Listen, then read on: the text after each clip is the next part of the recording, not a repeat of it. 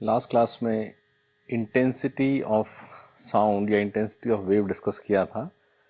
देखो sound waves, क्योंकि most commonly हमारे पास इस मैकेनिकल वेव्स में हम साउंड वेव्स की बात करते हैं, तो इंटेंसिटी ऑफ साउंड वेव, देखो साउंड वेव ह्यूमन बींग्स के हियरिंग से रिलेटेड एक तरह से वेव रहती है। वो तो एज ह्यूमन बीइंग हमारे पास वो इंटेंसिटी ऑफ साउंड जिससे जो मिनिमम रिक्वायर्ड है, नहीं तो वो साउंड ऑडिबल नहीं होगी,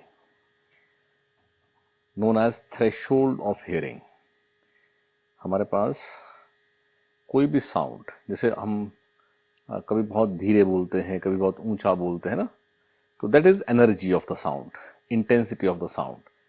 तो बहुत धीरे बोलेंगे तो एक वो एनर्जी है, एक वो इंटेंसिटी है, जिससे लेस अगर हम गए तो वो साउंड ऑडिबल नहीं होगी। That is known as threshold of hearing. और हियरिंग से रिलेटेड जल्दी से हम साउंड का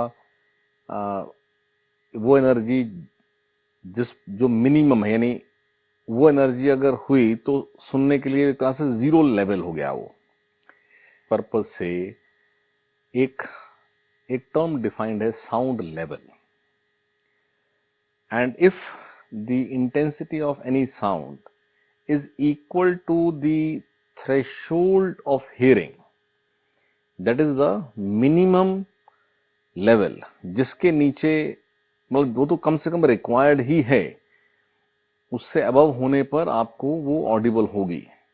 तो उस इंटेंसिटी को जीरो साउंड लेवल डिनोट किया, और उसके बाद उसके हायर इंटेंसिटी के लिए हम कोई साउंड लेवल की बात करेंगे। तो जैसे एक मैथ्स में लॉग होता है, ठीक है ना, तो लॉग में हमारे पास एक रिजल्ट है कि लॉग में लॉग यूज करके, जैसे कोई इंटेंसिटी आई है और थ्रेशोल्ड आई नॉट है, you have a result in mathematics कि लॉग ऑफ 1 इज 0। हमारे पास एनीथिंग पार 0 क्या होता है? 1 होता है ना, ठीक है। तो आपके पास आपने लॉग लिया तो ये पावर आ जानी है, तो आपके पास लॉग 1 क्या हो जाना है? ये पावर, व्हाट इज दैट? 0। तो मैथ्स का रिजल्ट है ये कि लॉग ऑफ 1, बेस कुछ भी हो, यहां बेस आ जाता है x, लेकिन बेस कुछ भी हो वो 0 होगा। तो उस बेसिस पर हम, अगर हमारी intensity I not is what? It is threshold of hearing, ठीक है। तो अगर कोई इंटेंसिटी आई है वो इक्वल टू आई नॉट है, तो हम क्या कह रहे हैं कि वो हमारे लिए कहीं जीरो एनर्जी के बराबर है, क्योंकि वो हमें सुनना नहीं है, उसके अबव सुनना है। तो इसको आई नॉट पुट करें और लॉग ले लें तो ये 1 हो जाएगा ना, और इसका आंसर हो जाएगा 0। तो साउंड लेवल डिफाइन करने का एक मेथड है कि आप intensity I upon I not करें और उसका लॉग ले लें, और इसका बेस रहता है 10। आपने कॉमन ऐसा सुना होगा, नॉइज पॉल्यूशन में ये टर्म यूज होती है कि sound level is 40 decibel, 60 decibel. ये जो डेसिबल है, डेसिबल इज साउंड लेवल। तो साउंड लेवल इन डेसिबल ऐसा लिखते हैं इसको। ये क्या होता है? ये 10 टाइम्स लॉग ऑफ दिस होता है। यानी अगर जैसे 1 मीटर इज 10 डेसीमीटर ना, तो अगर बेल में बोलना है 1 बेल, तो ये आपका 10 हट जाएगा। ये डेसिबल कॉमनली यूज होता है, इसलिए यहां 10 लिखते हैं। यानी साउंड लेवल इन बेल होना है log of I upon I naught to the base 10। हमने energy carried by the wave per unit area per unit time define किया था इंटेंसिटी। उसके लिए डिस्प्लेसमेंट एम्पलीट्यूड की टर्म्स में एक्सप्रेशन बनाया था और प्रेशर एम्पलीट्यूड की टर्म्स में भी प्रेशर बनाया था। अब नेक्स्ट हम एक बात समझ रहे हैं कि अगर हम साउंड वेव की बात कर रहे हैं तो साउंड वेव की भी इंटेंसिटी डिफाइन होनी है, लेकिन क्योंकि साउंड वेव एक ह्यूमन बीइंग्स के ऑडिबल एक तरह से वेव है वो, तो ऑडिबल होने के लिए एक मिनिमम एनर्जी होनी चाहिए। दैट मिनिमम एनर्जी जिससे लेस जाते हैं तो साउंड ऑडिबल नहीं होती, जिससे अबव होने पर ऑडिबल होनी है। उसको मेजर करने के लिए एक स्केल डिफाइंड है known as bel scale. Sound level बोलते हैं उसको, SL लिखते हैं, sound level. It is in bel. What is that? If intensity is I, then I by I naught का लॉग साउंड लेवल होता है। ये क्यों लिया गया है लॉग, वो मैंने उससे पहले समझाया। क्योंकि हम क्या करना चाह रहे हैं कि जब I equal to I naught होगा तो ये log 1 बन जाएगा और log 1 0 होता है। आ रही बात समझ में? तो कॉमनली ये बेल में ना यूज होकर डेसीबल में यूज होता है, तो इसको 10 से और मल्टीप्लाई कर दिया। तो ये हमारे पास कॉमन इस पे क्वेश्चन रहता है, तो थोड़ा आप समझ लें। और साथ ही साथ जैसे एक थ्रेशोल्ड ऑफ हियरिंग है ना, ऐसे इसकी वैल्यू क्या है? इसकी वैल्यू है 10 टू द पावर -12 वॉट पर मीटर स्क्वायर, I नॉट की वैल्यू। और ऐसे ही एक I है जिसको बोलते हैं थ्रेशोल्ड ऑफ पेन, यानी वो मैक्सिमम इंटेंसिटी जो हम सुन सकते हैं उससे हायर इंटेंसिटी हो जाती है, तो हमारे नर्वस सिस्टम के लिए वो रिस्की हो जाता है, तो उसको बोलते हैं थ्रेशोल्ड ऑफ पेन। वो क्या वैल्यू है? वो है 1 वॉट पर मीटर स्क्वायर। तो एक बार देखें कि थ्रेशोल्ड ऑफ पेन का साउंड लेवल क्या है। तो I को पुट करना है 1, I नॉट को पुट करना है 10 टू द पावर -12, तो ये ISL बन जाएगा 10 log 1 upon 10 to the power -12, यानी कि ये बना 10 log 10 to the power 12 to the base 10। ये 12 आगे आ जाएगा, so 120 log 10 to the base 10। log 10 to the base 10 is what? 1. So it is 120 decibel. Sound level corresponding to threshold of pain, it is 120 decibel. Sound level corresponding to threshold of hearing, it is 0 decibel. ठीक है? तो इसके बीच में कोई भी आपको question बना के देते हैं कि इस इंटेंसिटी का कॉरस्पॉन्डिंग साउंड लेवल क्या है, तो एग्जाम्पल नोट कर लीजिए।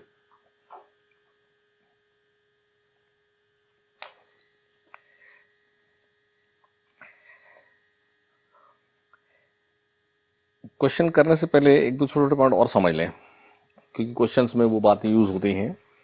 हम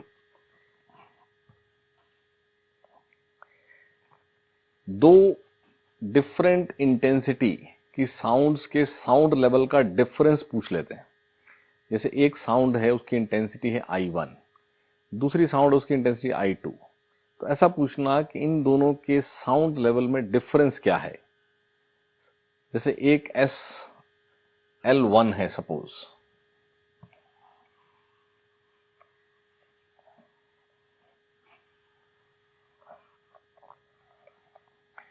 SL1, it is I1,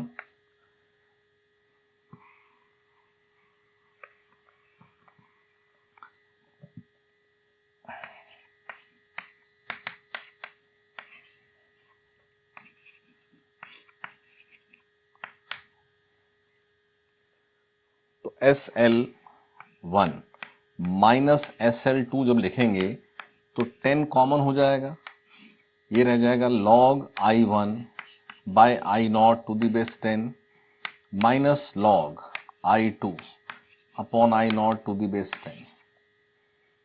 और हमारे पास log की ये प्रॉपर्टी कि log m minus log n ये क्या होता है, log m अपॉन n।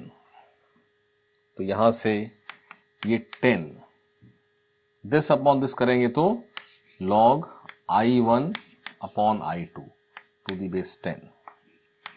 ये रिजल्ट न्यूमेरिकल्स में कॉमनली यूज हो जाता है, तो इसको आप ध्यान रखें। हमें I1 I2 इंटेंसिटी दे करके इनके साउंड लेवल्स में क्या डिफरेंस है ऐसा पूछते हैं, तो ये हमेशा इस तरह से सॉल्व हो जाएगा। बहुत बार डिफरेंस देकर ये रेशियो पूछ लेते हैं, यानी I1 I2 इंटेंसिटी रेशियो आपको डिफरेंस ऑफ साउंड लेवल बता देगा। ठीक है, नेक्स्ट एक और छोटा सा point, intensity is energy per unit area per unit time. जैसे कोई सोर्स ऑफ वेव है, for example source of sound wave ही हम बात करें, ये एक सोर्स, जैसे कोई स्पीकर रहता है उससे कोई साउंड एमिटेड है, तो उस स्पीकर की ना पावर होती है, means energy per unit time. Any speaker, any source is emitting the energy, emitting the waves, and that is energy per unit time. But ये एरिया की बात क्या है, ये वेव जहां रिसीव होगी, जैसे इस source, you can treat this source as a point source, और इसको सराउंड करता हुआ एक स्फेयर बना लिया जाए। ठीक है, ये स्फेयर पर ये नॉर्मली, क्योंकि ये सेंटर पर है स्पीकर, तो नॉर्मली ये एनर्जी इस सरफेस पर, स्फेरिकल सरफेस पर इंसिडेंट होगी। तो जो भी एनर्जी एमिटेड है पर यूनिट टाइम, इस सोर्स से आर डिस्टेंस अवे किसी भी पॉइंट पर क्या इंटेंसिटी रिसीव हो रही है, तो if power of source is P, then intensity at distance r away from source होगी P upon 4 pi r square. हमें ना इंटेंसिटी में जो पर यूनिट एरिया हम बोलते हैं ना, वो एरिया जो है वेव की प्रोपेगेशन के नॉर्मल होना मस्ट होता है। तो ये आर डिस्टेंस अवे जो एनर्जी नॉर्मली इंसिडेंट हो रही है वो एक स्फेयर पे हो रही है, तो ये एनर्जी आर डिस्टेंस अवे कितने एरिया में स्प्रेड हो गई, ये एक सर्टेन मान लो 100 जूल्स पर सेकेंड है, तो एट डिस्टेंस आर अवे ये 100 जूल एनर्जी इस 4 पाई आर स्क्वायर में स्प्रेड हो गई। तो पर यूनिट एरिया कितनी हो गई, बाय 4 पाई आर स्क्वायर। तो ये रिलेशन इसलिए भी समझना है, जैसे ऐसे क्वेश्चन बनाते हैं कि R1 डिस्टेंस पर इंटेंसिटी है I1, R2 पे है I2, तो I1 अलग लिखेंगे, I2 अलग लिखेंगे और P सेम रहेगा। यानी I1 बाय I2 अगर करना है तो I क्या आना है, proportional to 1 by r square. यानी कोई दो पॉइंट्स R1 R2 अभी होंगे तो I1 बाय I2 जो है ये R2 square by R1 square होगा। ठीक है, अब नोट करें क्वेश्चंस।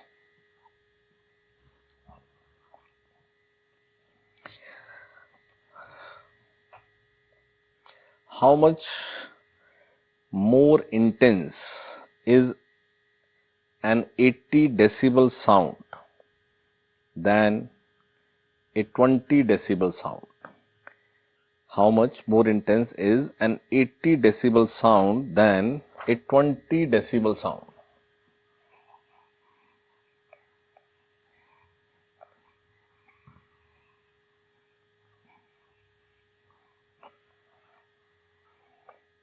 यानी sound level 1 is 80 decibel corresponding to intensity I1, and sound level corresponding to intensity I2. तो आपसे I1 by I2 पूछा जा रहा है. How much 80 decibel sound is more intense than 20 decibel sound. तो I1 by I2 पूछा है. तो अभी sound level 1 minus sound level 2, if it is in decibel, वो ध्यान रखना है. कभी कभी बेल में दिया है तो फिर 10 नहीं आएगा. अब डेसिबल ही है तो it is 10 log of I1 by I2, और बेस हमेशा 10 है. तो यहां से 80 माइनस 20 अपॉन 10 आ जाएगा. It is log I1 by I2 to the base 10. तो 80 माइनस 20 60 बाय 10 इज 6, और ये बेस क्या है 10. तो 10 to the power 6 is I1 by I2. ये आंसर हो जाएगा. ठीक है.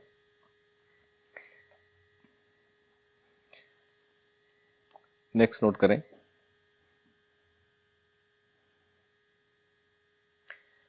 The power of a sound from the speaker of a radio is 20 milliwatt. By turning the knob of volume control,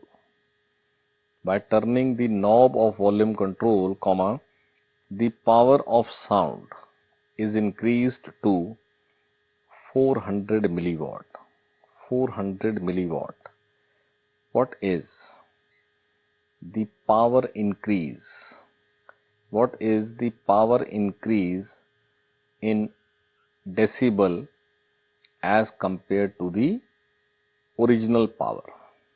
Again, पहले जो I1 है, किसी भी डिस्टेंस पे स्टडी हो रहा है ये, वो उसकी पावर है 20, मतलब P1 is 20 milliwatt और P2 ये है 400 milliwatt.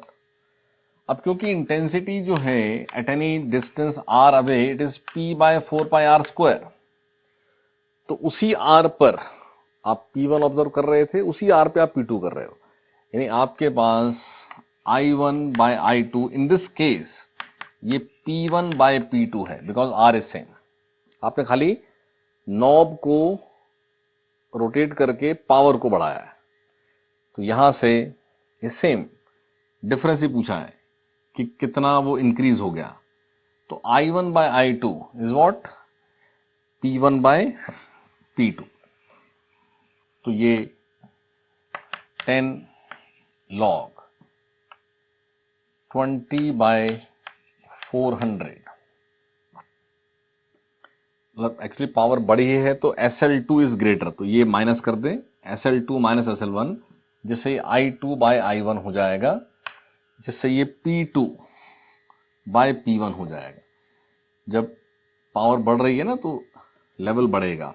तो 400 अपॉन 20, तो यहां से ये आता है log 20 टू द बेस 10. अब यहां आप थोड़ा सा log की वैल्यूज, जैसे इस 20 को लिख सकते हैं log 2 into 10 लिख सकते हैं ना, टू द बेस 10. तो ये log सॉल्व कर लें तो m into n है, ये log 2 to the base 10 plus log 10 to the base 10. log 10 to the base 10 is 1, और log 2 ये आप थोड़ा सा वैल्यू याद रख लें, ये आपके पास 0.3010 होता है टू द बेस 10. तो ये 0.3 ले लें अप्रोक्सीमेटली. तो ये 1 प्लस 0.3 इज 1.3, यानी आंसर आ जाएगा 13।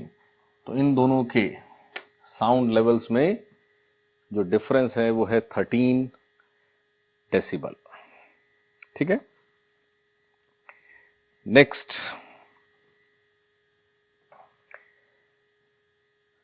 देखो, वेव्स में लाइट हम 10th से पढ़ते आते हैं।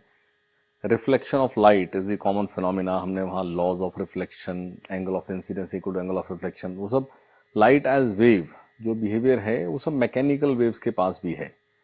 ठीक है ना।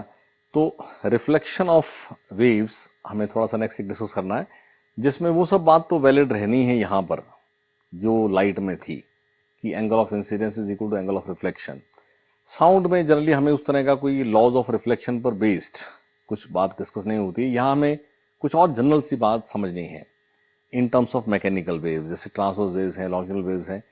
तो किसी स्ट्रेच्ड स्ट्रिंग में, पहले भी डिस्कस हुआ कि स्ट्रेच्ड स्ट्रिंग में हम ट्रांसवर्स वेव्स फॉर्म करते हैं और ट्रांसवर्स वेव में क्रस्ट और ट्रफ बनते हैं। प्रोपेगेशन के परपेंडिकुलर ऑसिलेशन होता है।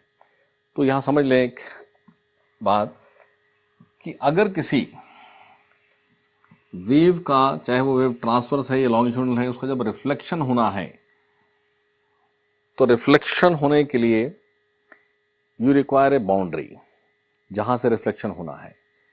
देखो मैकेनिकल वेव्स में तो पार्टिकल्स आर ऑसिलेटिंग ना, तो एक मीडियम जैसे मान लो एयर, और एयर के बाद आगे कोई वॉल है, तो ये एयर एक अलग मीडियम है, वॉल एक अलग मीडियम है, और ये है बाउंड्री जो इन दोनों को सेपरेट कर रही है। वेव का प्रोपेगेशन मीन्स एयर में पार्टिकल वाइब्रेट हो रहे हैं और फिर वॉल में वाइब्रेट होंगे, लेकिन कुछ एनर्जी रिफ्लेक्ट बैक होती है। ये इस बाउंड्री पर रिफ्लेक्शन अगर ट्रांसमिट हो गया तो इसमें भी हो जाएगा, और रिफ्लेक्शन हुआ तो फिर वापस आती है। लेकिन मूवमेंट पार्टिकल्स का ही है, ऑसिलेशन पार्टिकल्स का ही है। लॉन्गिट्यूडनल है तो parallel to direction of propagation, और ट्रांसवर्स है तो perpendicular to direction of propagation. तो रिफ्लेक्शन ऑफ ट्रांसवर्स वेव अगर हो रहा है तो जो बाउंड्री है उसमें दो टाइप, एक बोलते हैं फिक्स्ड बाउंड्री, फिक्स्ड बाउंड्री, या बोल देते हैं रिजिड बाउंड्री, और ये फ्री बाउंड्री।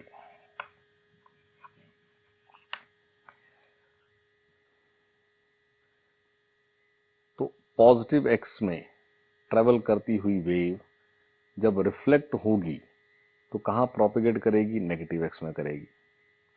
लेकिन जब एक स्ट्रिंग पर, जैसे ट्रांसवर्स वेव का फॉर्मेशन स्ट्रिंग पर हम देखते हैं, तो अगर ये एक स्ट्रिंग है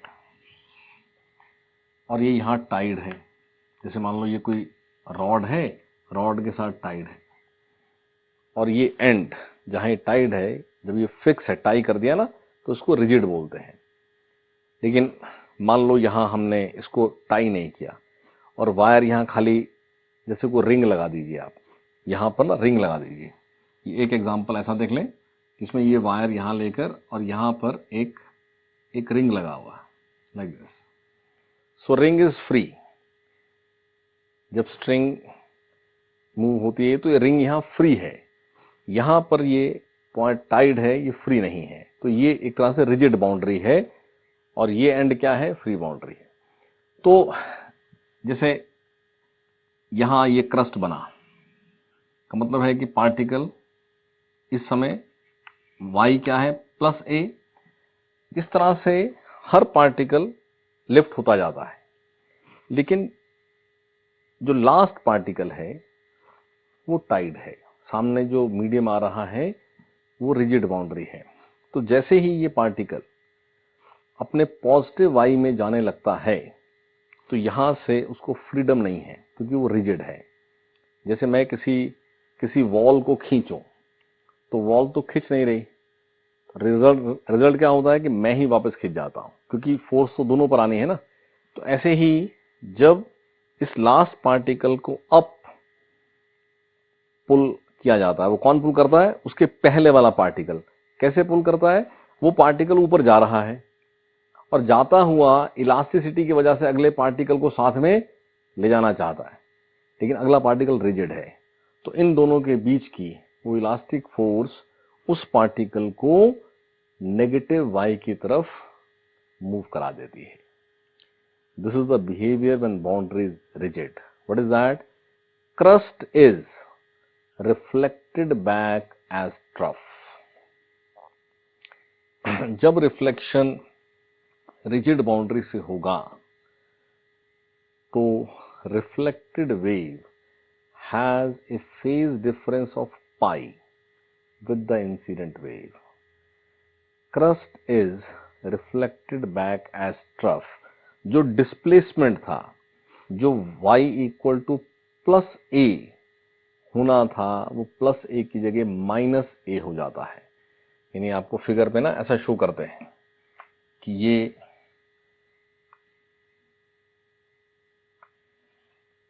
ये इंसिडेंट वेव अगर है,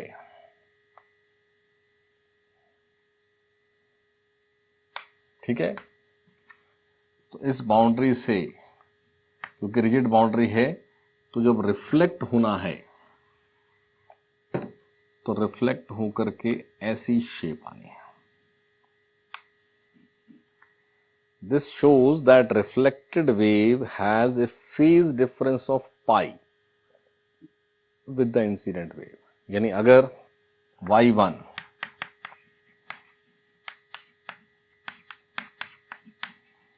ये पॉजिटिव x डायरेक्शन में प्रोपेगेट होने वाली वेव की इक्वेशन थी, तो रिफ्लेक्शन के बाद एक तो direction of propagation negative x हो गया, तो ये ओमेगा टी प्लस के एक्स हो जाएगा और साथ में plus pi. This is the case when reflection takes place from fixed boundary, but यहां देखें आप, when the boundary is free, तो उस केस में जब इस लास्ट पार्टिकल को प्लस ए ले जाया जाता है तो ये फ्री है जाने के लिए, तो फ्री बाउंड्री से रिफ्लेक्शन होता है तो there is no phase difference of pi. Reflected wave has no phase difference with the incident wave. और उस केस में जो ये y2 होगा, यानी अगर ये रिफ्लेक्शन, ये केस है,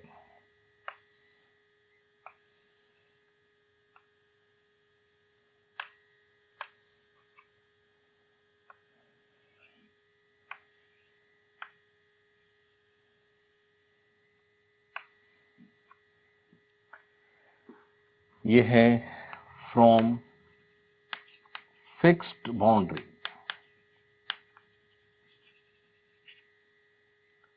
और ये है फ्रॉम फ्री बाउंड्री। इस केस में अगर इंसिडेंट वेव की इक्वेशन ये है तो रिफ्लेक्टेड की इक्वेशन ओमेगा टी प्लस के एक्स, दैट्स ऑल। हम देखो, ड्यूरिंग रिफ्लेक्शन फ्रीक्वेंसी तो चेंज होती नहीं है, ठीक है ना। अगर हम ऐसा माने कि सारी की सारी एनर्जी रिफ्लेक्ट बैक हो गई है तो एम्पलीट्यूड भी सेम आएगा। Energy is decided by two factors, one is amplitude, one is omega. Omega बदलनी नहीं है, तो अगर 100% एनर्जी रिफ्लेक्ट बैक होगी तो एम्पलीट्यूड भी सेम होगा। अदरवाइज एम्पलीट्यूड सेम हो ये जरूरी नहीं है, एम्पलीट्यूड लेस भी हो सकता है, क्योंकि एनर्जी हो सकता है कंप्लीट रिफ्लेक्ट ना हुई हो, बट इन जनरल 100% रिफ्लेक्शन ही हम लेते हैं, ठीक है। हमें ये सब बात पूछी जाती है, डिस्कस हो रही है।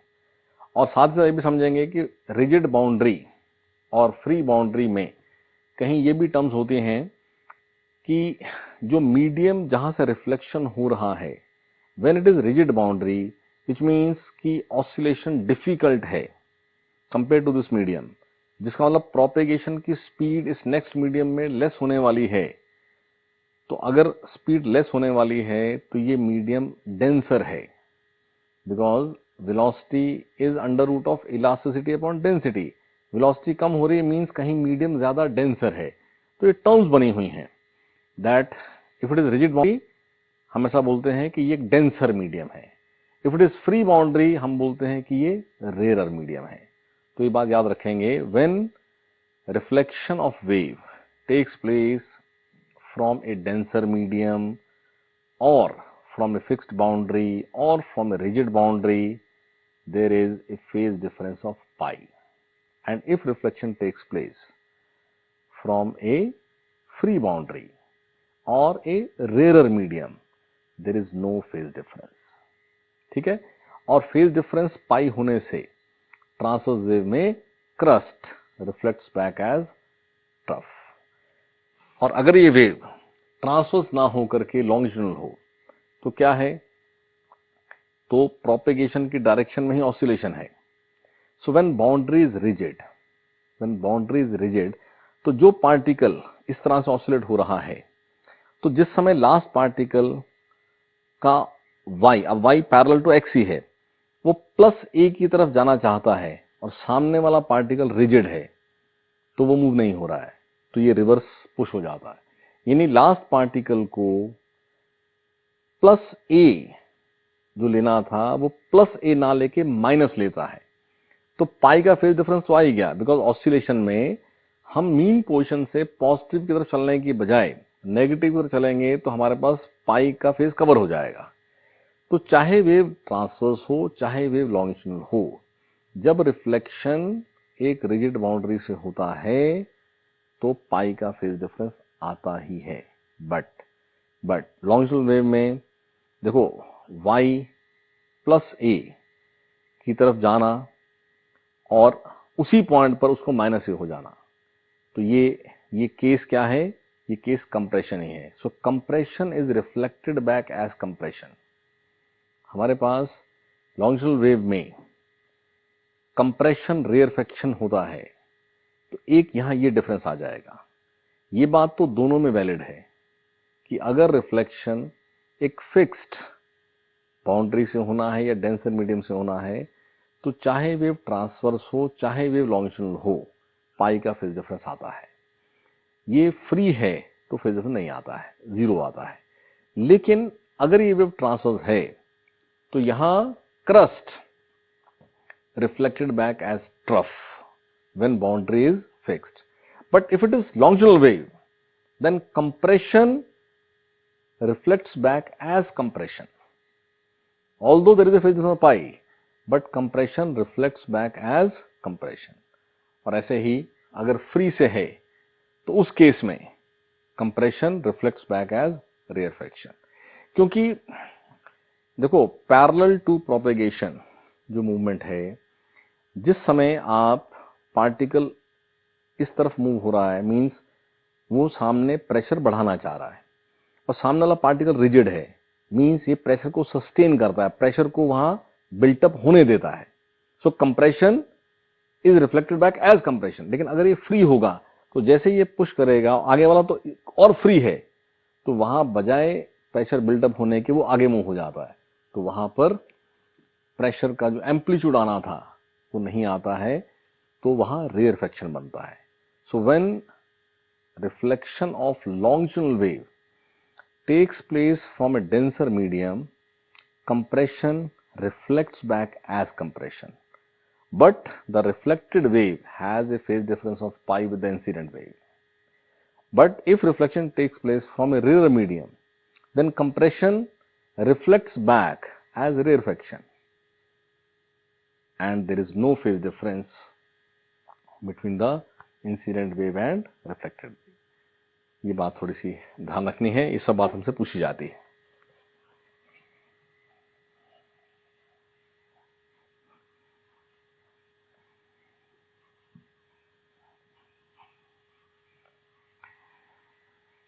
Next, superposition of waves.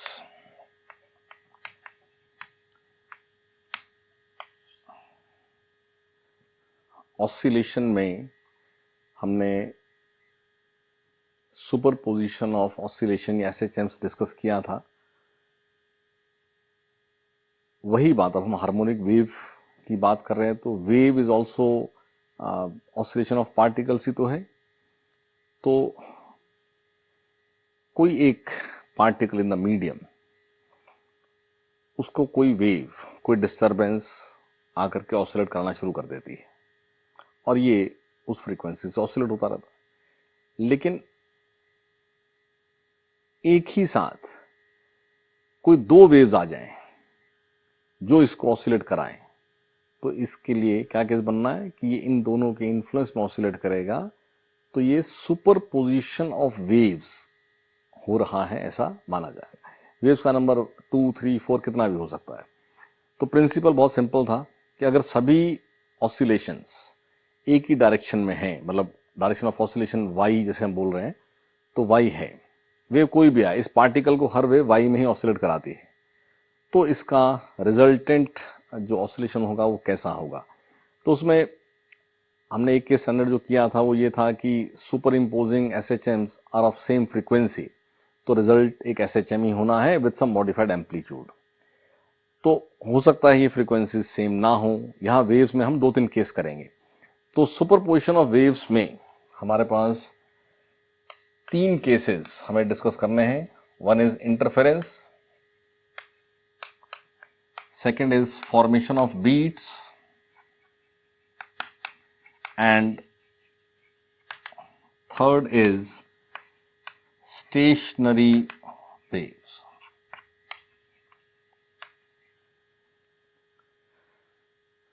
तो इंटरफेरेंस वो केस जिसमें superimposing SHMs same frequency की ही हैं।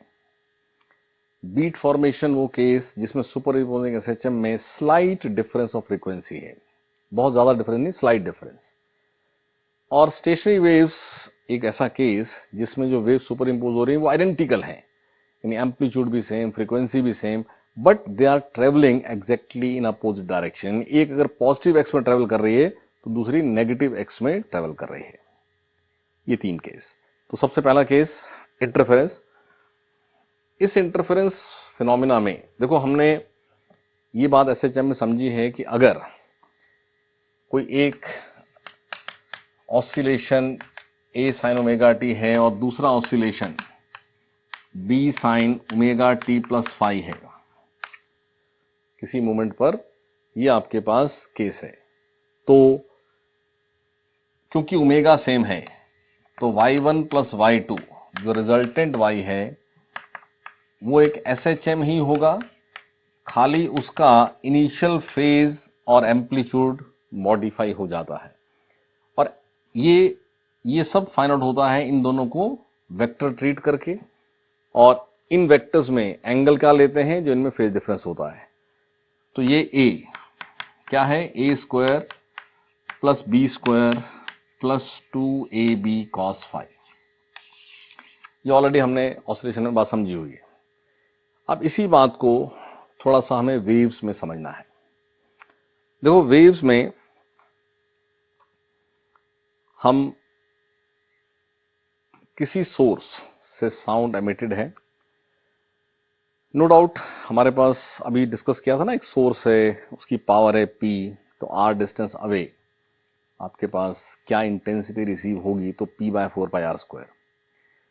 तो थोड़ी देर के लिए ऐसा एक केस इमेजिन करना है कि कोई एक सोर्स है, उससे एक सर्टेन डिस्टेंस अवे नॉर्मली जो एनर्जी रिसीव हो रही है वो I1 है, और हम कुछ ऐसे मीडियम में पॉइंट सब डिस्कस कर रहे हैं जहां पर अप्रोक्सीमेटली मान रहे हैं कि हर पॉइंट पर एनर्जी नॉर्मली ही आ रही है और डिस्टेंस भी ऑलमोस्ट सेम है। यानी हम किसी सोर्स से मीडियम में सभी पॉइंट्स पर जो इंटेंसिटी रीचिंग है, अप्रोक्सीमेटली, ऐसा हो नहीं सकता, डिफरेंस आता है क्योंकि डिस्टेंस अलग अलग है, बट अप्रोक्सीमेटली हम ये मान लेते हैं कि वो सेम है। जैसे फॉर एग्जांपल ये एक सोर्स है, ये सोर्स है S1 और इसके सामने ये एक लाइन, इस लाइन में मैंने इसके नियर, इस पॉइंट के नियर कुछ एक पार्ट लिया, तो इस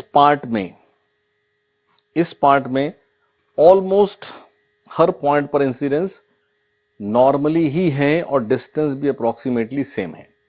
तो मैं इमेजिन कर सकता हूं कि इतने पोर्शन में हर पॉइंट पर जो इस सोर्स से आने वाली एनर्जी की इंटेंसिटी रिसीव्ड है वो सेम है और वो I1 है। Intensity due to S1 is I1। तो ये मैंने यहां सोर्स शो किया, let us say it is S1 और इससे इंटेंसिटी I1 है। I1 मीन्स से एम्पलीट्यूड इज A, ठीक है। और यहीं पर एक और सोर्स है जो कि कोई S2 है, और उस S2 से भी इस रीजन में हर पॉइंट पर एनर्जी रीचिंग पर unit area per unit time same है, और वो कितनी है, वो I2 है। तो जिस समय अकेला S1 ऑन होगा तो हर पॉइंट पर इंटेंसिटी क्या है, I1 है। विच मीन्स अगर ये साउंड का सोर्स है तो हर पॉइंट पर जो साउंड लेवल रिसीव होगा, यानी जो लाउडनेस ऑफ साउंड रिसीव होगी, वो सेम रिसीव होगी। कितनी, I1, क्योंकि I1 डिसाइड करेगा साउंड लेवल, तो सेम आएगा। अच्छा, S1 ऑफ कर दिया, S2 ऑन है, तो इससे हर पॉइंट पर इंटेंसिटी I2 है, यानी उससे तो डिफरेंट हो गया, लेकिन हर पॉइंट पर कितनी है, सेम है, I2। But the case when both S1 and S2 are simultaneously emitting the waves, तो यहां पर हर पॉइंट पर S1 से भी वेव पहुंचेगी और S2 से भी पहुंचेगी, और S1 S2 दो अलग अलग पोजीशन पर पोजीशनड हैं। यानी किसी भी पॉइंट, थोड़ा सा इस सारी फिगर को और ठीक से समझने के लिए मैं फिगर थोड़ी सी बड़ी कर रहा हूं कि ये कोई सोर्स है S1, ये कोई सोर्स है S2, और ये सामने, यहां हर पॉइंट पर I1 I2 सेम है, लेकिन किसी पॉइंट P, जैसे मान लो एक पॉइंट ले लेते हैं O, तो S1 और S2 दोनों से पॉइंट O इक्विडिस्टेंट है,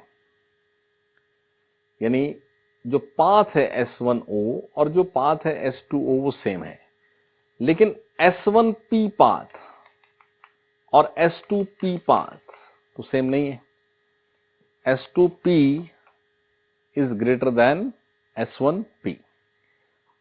तो उससे क्या होता है कि वेव्स O पॉइंट पर, जब O पर रिसीव होती हैं, देखो फेज का डिफरेंस ऑसिलेशन चैप्टर में हमने सब अच्छे से समझा हुआ है कि फेज का डिफरेंस बेसिकली टाइम का डिफरेंस है। One time period corresponds two phase difference of 2 पाई। दोनों का टाइम पीरियड सेम है, यानी S1 से O तक जो टाइम लगा, S2 से O तक भी उतना ही टाइम लगा, यानी इस पाथ को ट्रेवल करते हुए दोनों में कोई भी टाइम डिफरेंस क्रिएट नहीं हुआ, जिसकी वजह से फेज डिफरेंस भी क्रिएट नहीं हुआ। यानी वेव्स रीचिंग एट O, अब देखो हो सकता है ना वेव जो स्टार्टिंग है फ्रॉम S1 S2, इनमें ही कोई फेज डिफरेंस हो, S1 S2 में ही कोई फेज डिफरेंस हो, तो जो भी वो फेज डिफरेंस है, थोड़ी देर के लिए मान लेते हैं वो जीरो है, S1 S2 में जीरो है, तो फिर O पर भी जीरो ही रिसीव होगा। लेकिन P पर तो S2P S1P बराबर नहीं है, यानी इस रीजन में आपके पास सुपरपोजिशन रिजल्टेंट मिलेगा। जब अकेला S1 ऑन था तो हर पॉइंट I1 था, यानी हर पॉइंट का एम्पलीट्यूड A था।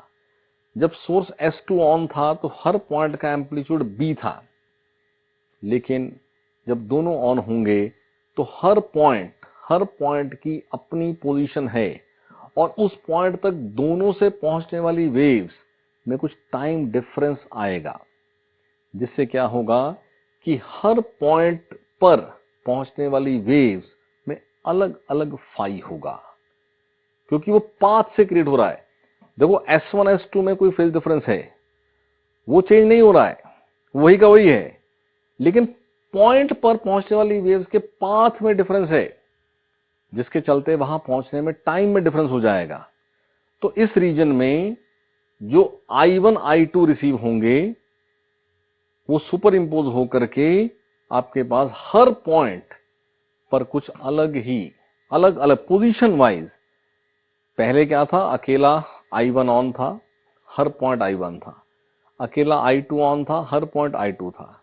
जब दोनों ऑन होंगे तो हर पॉइंट की इंटेंसिटी सेम नहीं होगी, point to point intensity vary कर जाती है, क्योंकि point to point phi differ हो जाता है। मीडियम में एक तरह से एनर्जी जो है कहीं पर बढ़ जाती है, कहीं पर कम हो जाती है। हम इसी रिजल्ट को जरा इंटेंसिटी वाइज ले जा करके एक बार चेक करें।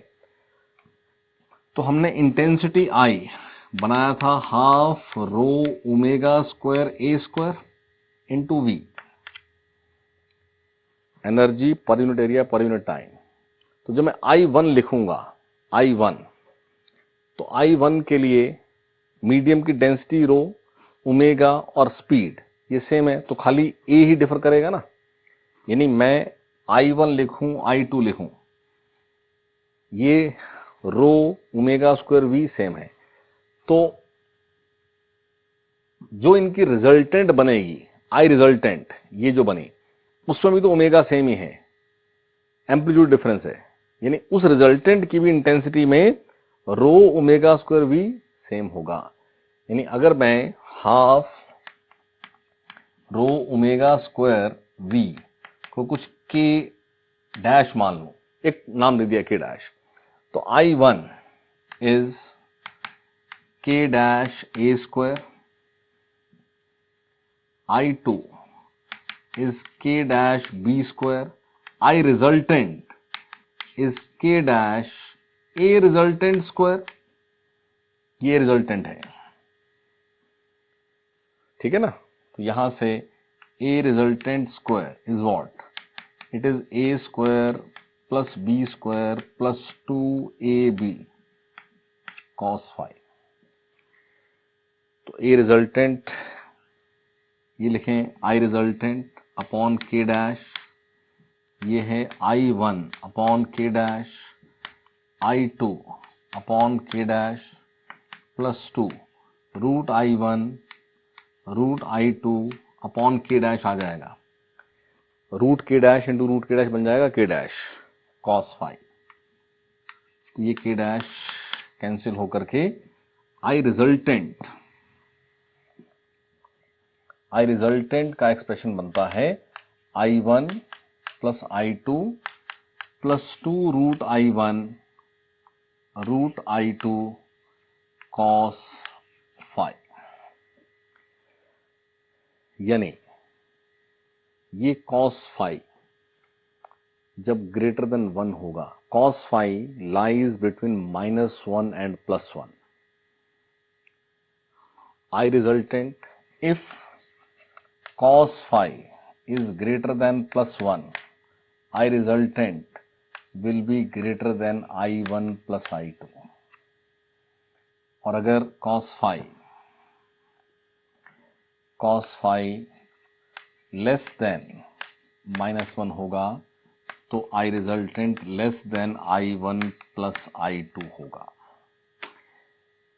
समझने की बात है कि जब एनर्जी ही तो है, ये सोर्स ऑन है I1, ये सोर्स ऑन है I2, दोनों ऑन है, तो हर पॉइंट पर एनर्जी कितनी पहुंच रही है? आंसर है I1 प्लस I2। लेकिन हमें हर पॉइंट पर I1 प्लस I2 ऑब्जर्व नहीं होगी, हमें पॉइंट टू पॉइंट वो डिफर कर जाती है। ऐसे पॉइंट्स होते हैं जहां वो I1 प्लस I2 से ज्यादा हो जाती है।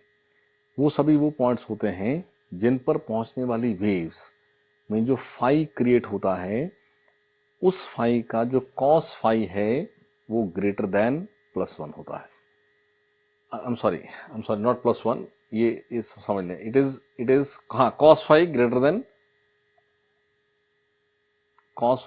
0, I am sorry, greater than 0, तो ये कुछ बनेगा आपके पास वैल्यू प्लस हो जाएगा, ये less than 0, sorry, cos phi lies between, यहां मैं लिख देता हूं,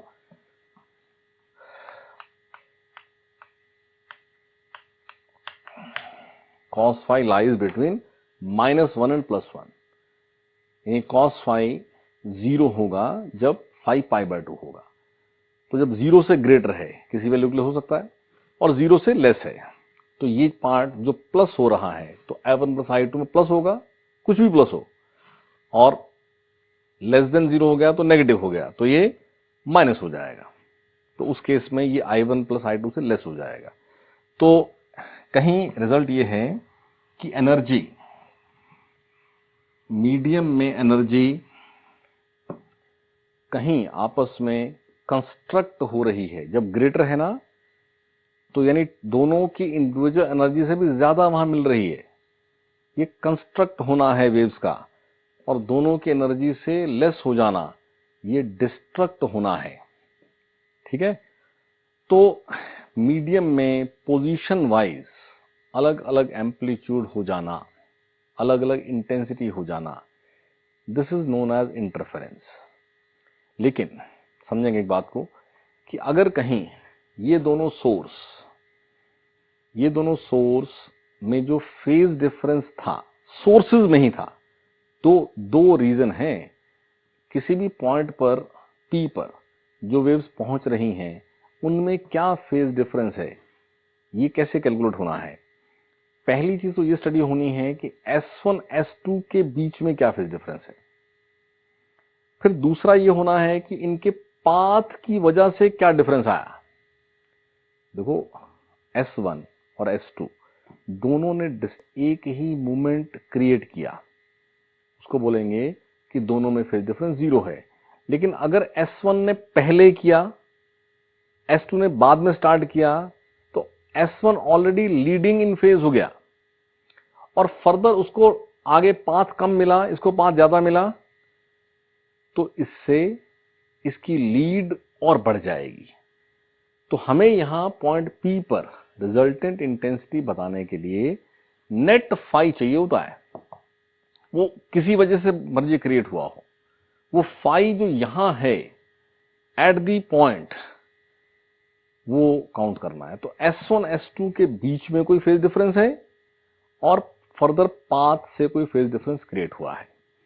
क्योंकि S1 की पोजीशन फिक्स है, S2 की पोजीशन फिक्स है, तो सामने किसी भी लाइन पर आप चेक कर रहे हो, मीडियम में हर पॉइंट की पोजीशन फिक्स है, तो आपको पाथ, वेव की वेलोसिटी तो पता है मीडियम के अंदर, तो आपको हर पॉइंट पर due to this difference of path क्या फेज डिफरेंस क्रिएट होने वाला है, that is known to you. ठीक है ना। तो मीडियम में हर पॉइंट पर क्या रिजल्टेंट फाई बनेगा। अगर S1 S2 में फेज डिफरेंस 0 है, तो वो तो नोन है और वो फिक्स है, और फिक्स होने से मीडियम के हर पॉइंट की इंटेंसिटी उस पर्टिकुलर फाई से फिक्स होती है। लेकिन अगर कहीं S1 S2 में फेज का डिफरेंस विथ टाइम चेंजिंग हो जाता है, जैसे हम बहुत बार कोई ऐसा केस, जैसे एक सोर्स है, लेकिन उस सोर्स, साउंड की बात करें तो उसी सोर्स को फर्दर हमने स्पीकर्स लगाए हुए हैं, और एक ही सोर्स से प्रोड्यूस होने वाली साउंड को फिर दो स्पीकर से आगे भेजा जा रहा है।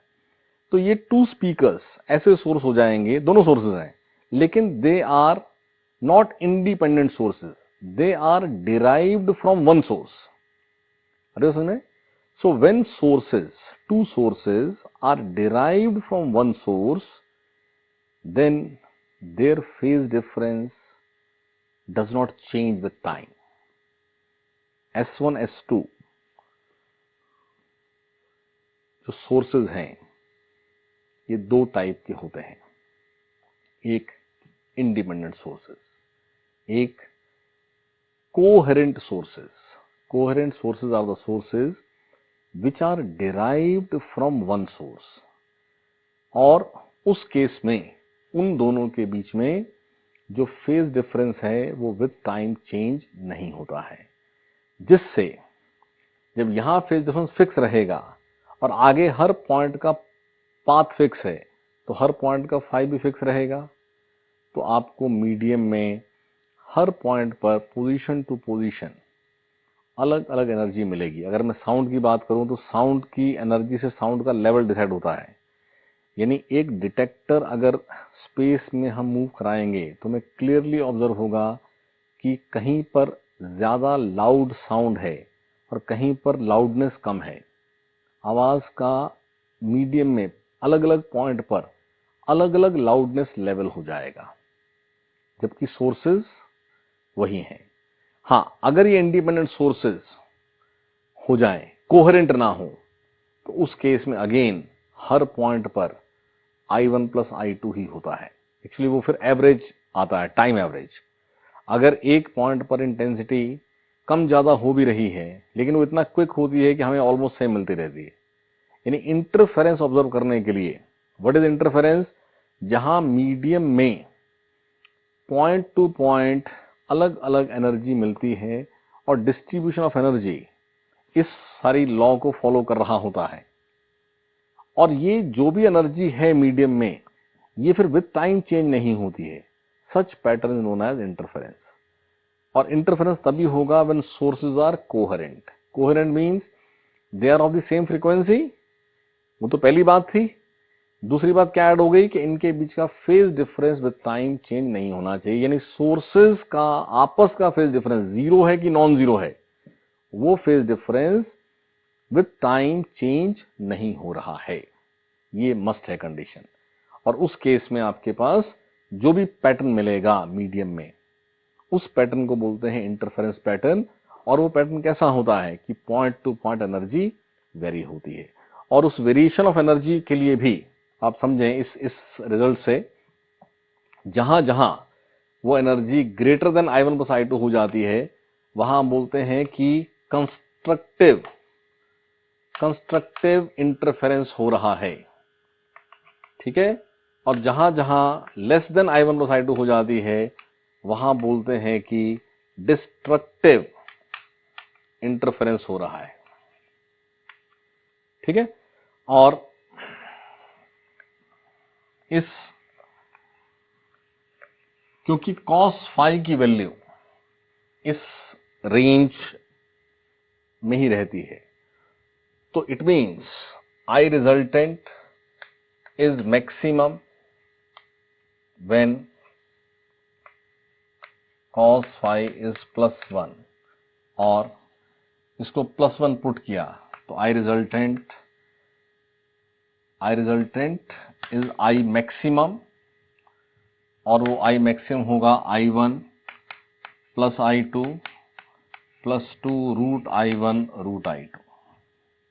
तो ये I maximum it is root I1 plus root I2 whole square. और I resultant is minimum when cos phi is -1। और वो I minimum I1 plus I2 -2 root I1 root I2 which is root I1 minus root I2 whole square. लेकिन cos phi +1 कब होता है? तो cos function में maths हमें पता है कि cos 0 is +1, cos pi is -1। ठीक है ना। आप देखें तो cos ग्राफ ये है आपके पास, cos ग्राफ ये है, ये 0, π/2, पाई, 3π/2, 2π एंड सो ऑन। तो 0 is +1, 2π is +1, 4π is +1। So cos phi is +1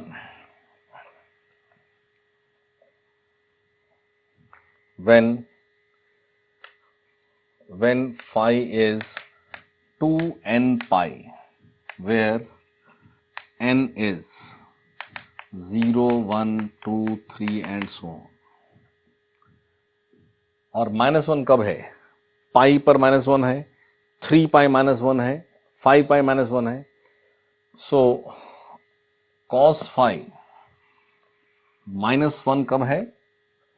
मतलब यहां ऐसा भी लिख सकते हैं when phi is 0, 2 pi, 4 pi, 6 pi, 8 pi and so on. Or -1 when phi is pi, 3 pi, 5 pi, यानी इसको ऐसा लिख सकते हैं 2n plus 1 pi, where n is 0, 1, 2 and so on. तो इंटरफेरेंस पैटर्न का मतलब क्या है कि मीडियम में पोजीशन वाइज हमें अलग अलग इंटेंसिटी मिलती है, लेकिन वेरिएशन ऑफ इंटेंसिटी में इस मैक्सिमम से ज्यादा इंटेंसिटी कहीं नहीं होनी है, इस मिनिमम से कम कहीं नहीं होनी है। समझना इस बात को। एक सिंगल सोर्स ऑन होता है तो हर पॉइंट पे I1 है, लाउडनेस लेवल हर पॉइंट पे सेम है। ठीक है, रूम में आप कहीं भी बैठ जाएंगे, एक सिंगल सोर्स बोल रहा है तो कहीं भी बैठ जाओ आपको लाउडनेस सेम सुनाई दे रही है। S2 ऑन होता है तो सेम होती है, लेकिन दोनों ऑन होते हैं और अगर ये कोहेरेंट सोर्सेज हैं तो आपको अलग अलग जगह अगर आप बैठेंगे तो आपको अलग अलग लाउडनेस फील होती है।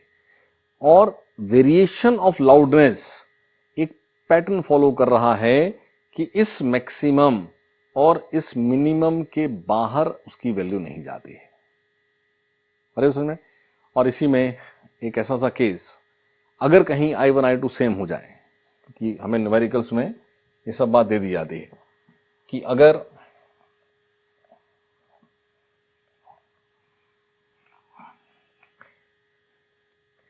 if I1 is equal to I2 equal to I, तो I मैक्सिमम जो होगा वो √I प्लस √I स्क्वायर यानी 2√I स्क्वायर, यानी कि ये 4I होगा। और ऐसे ही I मिनिमम उस केस में 0 हो जाएगा। तो इंटरफेरेंस में ये एक बात, जनरल बात तो ध्यान रखनी है, जनरल एक्सप्रेशन ध्यान रखना है, लेकिन साथ में दोनों सेम होने हैं तो ये भी समझना है। यानी I मिनिमम 0, अब समझे इस पॉइंट को, कोई लाउडनेस ही नहीं है, दोनों सोर्सेस से साउंड पहुंच रही है, लेकिन उस पॉइंट पर बैठे हुए ऑब्जर्वर को, डिटेक्टर को कंप्लीट साइलेंस ऑब्जर्व होगा। और कोई ऐसी पोजीशन है ये I, बट वहां ऑब्जर्व हो रहा है 4I।